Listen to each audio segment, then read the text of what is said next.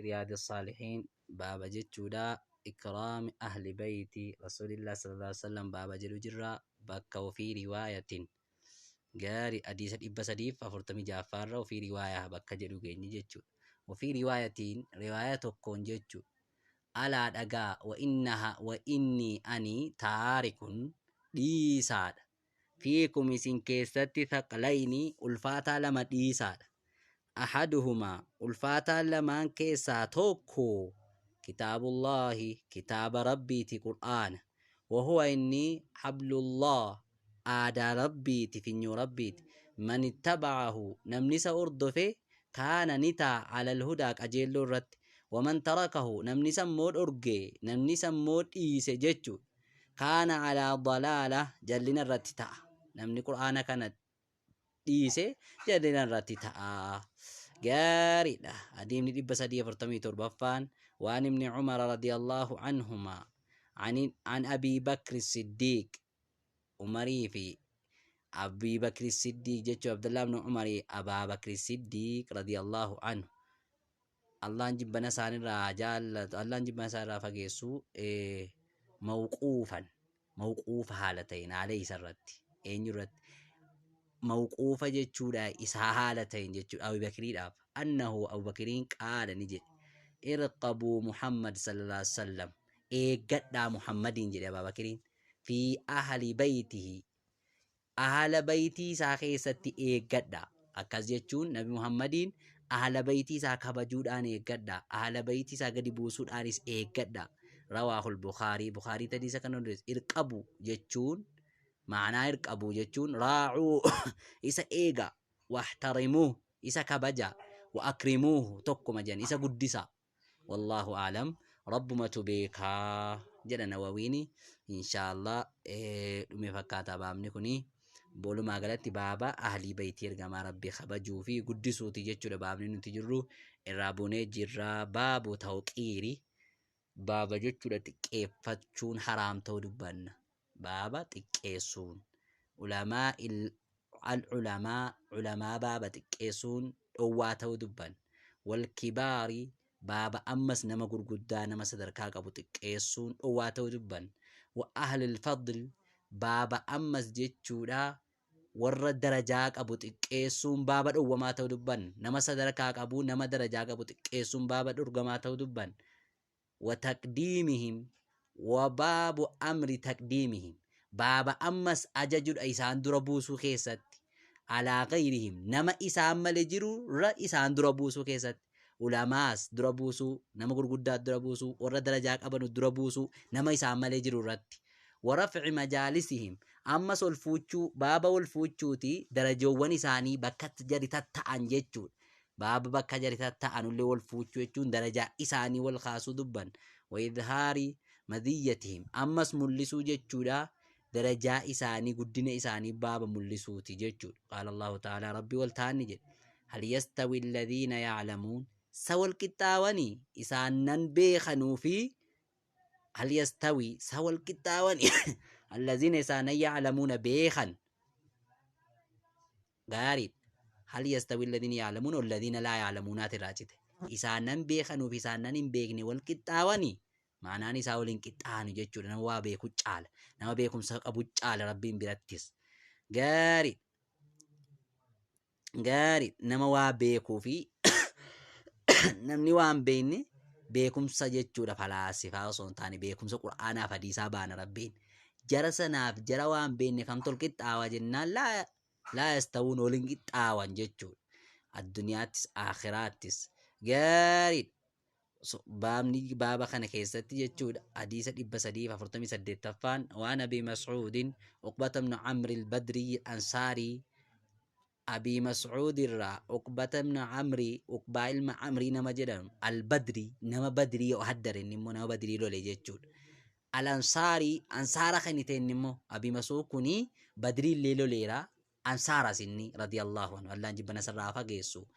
قال نجي قال رسول الله اللهم صل على محمد وسلم إرجمان الله نجري يا القوم يا أبو إماما تور ما فيه إماما نتاجنان أمتها بيا يقرأهم الرقراء إساني تتا irra qaraa isaaniitu imaamata. Eenyuun likitaabillah kitaaba rabbii irra qaraa isaanii nama qur'aana beekutuyyuu imaamata jedhe ergamaan rabbi sallallahu alaihi wasallam. Fa'in kaanu yoo isaan ta'an fil qiraatii keessatti yoo isaan ta'an sawaa'an walqixa fa'aclamuhum irra beekaa isaaniiti. Namni wajjin jiru kuni yoo qiraatii keessatti wal qixxaa'an quraana beekuu keessatti yoo hundu lammanuu haafiza ta'e yookaan ammoo wajjin jiru kun hunduu quraana beeka ta'e fa'aclimuhum irra beekaa isaaniiti imaamata bisunna sunnaa hadiisa jechuudha. Nama immoo hadiisa irra beekutu immoo imaamata. Fa'in kaanuu fi sunna yoo immoo ta'an fa'in kaanu yoo ta'an fi sunnati hadiisa keessatti sawaa walqixa yoo ta'an qur'aanaanis walqixa hadiisaanis walqixa immoo yoo ta'an fa'aqdamuhum dura bu'aa isaaniiti jechuudha. Sagalee ni dhaga'ama minaa barreessa. Fa'aqdamuhum dura bu'aa isaaniiti hijiraadhaan nama dura bu'aatuyyuu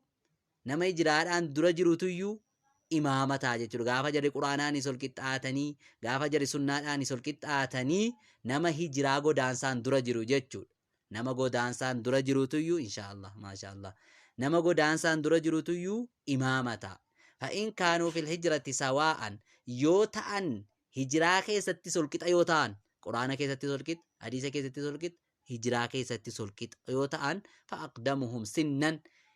dura bu'aa isaaniiti umuriidhaan nama umuriidhaan dura bu'u jechuudha. Nama umuriidhaan hangafaati imaamata. Walaa ya'umman akka imaaman taane jedha ergamaan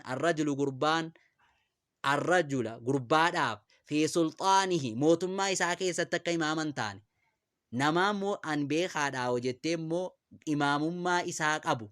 bakka imaamummaa isaatti hidhattee imaaman ta'in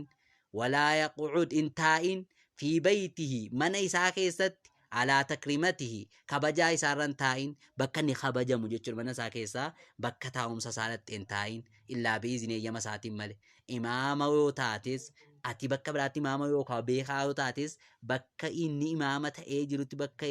bakka jechuudha. Imaama ta'e inni mootummaa qabu ta'e imaaman taatona beekaa jettee kana qofa keessaa kassasa malee gaafa jechuudha imaaman ta'in akkasitti jechuudha nama qur'aana qabu dura bu'a jechuudha. Gaammoo imaama ta'e wallaalaa illee ta'u ati beekumsaan caalis isuma kan saati aangoo si dabarse malee. Rawaahu muslim tadiisa kan odeesse. Wafii riwaayatin lahu riwaayaa muslimiif ta'in keessatti fa'aqdimuhum silman dura bu'aa isaaniiti gama silman jechuun badala sinnan jechuudha tokkuma gama umuriitiin dura bu'aa isaaniiti. Ay islaaman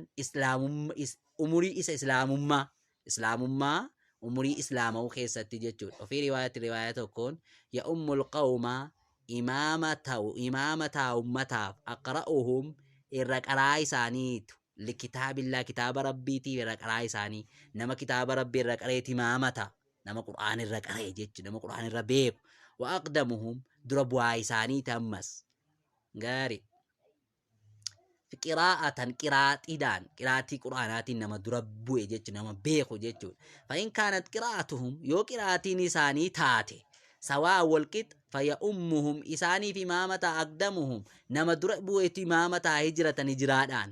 Fa'in kaanuu fil hijrati yoo ta'an hijiraa keessatti sawaa walqixa falya ummuhum imaama haa ta'u akbaruhum irra guddaan isaanii sinnan gama umuriiti. والمراد بسلطانه اتفق أمان جدا نواوين سلطاني ساتي في أمان محل ولايته بكموت ما يساتي أو الموضع تكابوتا الذي يختص به إسانيتين كسسامي أتجر سنجيجو وتكريمته تكريمة بفتح الياء وكسر الراء وهي إذن ينفرد ما ينفرد به وان النتين قبابه من فراش الرا وسرير سرير ونحوهما وان كان فكاتو ججو بكا نتك أبابا بكا تكريم إسا ججو غاري بكا كان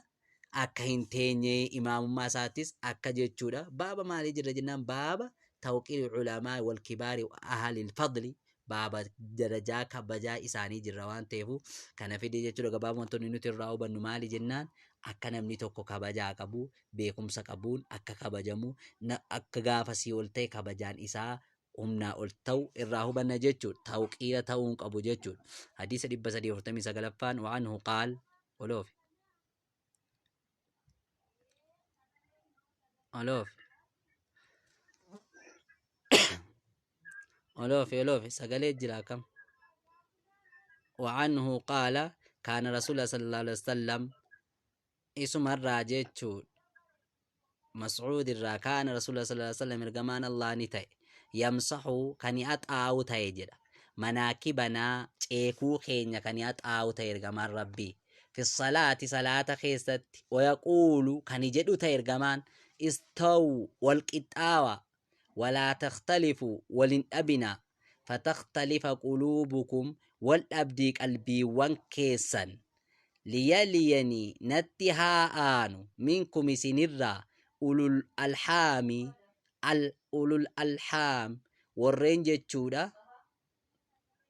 warreen jechuudha baallagoo ta'an warri aqlii qaban summa alladhiina eeganaa isaannan yaluunahum isaanitti aanan jechuudha summa alladhiina yaluunahum eeganaa isaanitti aanan natta aanan رواه مسلم تدي كان ديس وقوله جتشا صلى الله عليه وسلم جتشر كما ربي ليليني نتهانو جتشون هو إني بتخفيف النون خففما يتسلبا نونيتين قراني ليليني جنة وليس قبله هاياء كان درئيسيتي يائن انتان وروي وديفم بتشديد النون مع ياء دا والجنين اللي قبلها درسيتي ليليني جدامي جتشون والنها جتشون غاري العقول ور أقلي قبن جتشون وأولو الأحلام جتشون مو هم البالغون ورين بالغن ورين وقاكو أشاني أولتان جتشون جرسون التعانن سفيكو التعانن وقيل نجرمي آل الحلم ور جتشون بيكم سقبن والفضل ور درجاك أبن جتشون بابا كان كيسا اللي وني نتفر أنه مالي جنان إرجما ربي سفيه فيتي وربيكم سقبو فور أقليك أبو آنسون وربالغي في ور أمورين ساول سكي آنسون مالي جنان صدركا تشريفا يسان قبن الراهو بنجتشون جاري أيه هلوف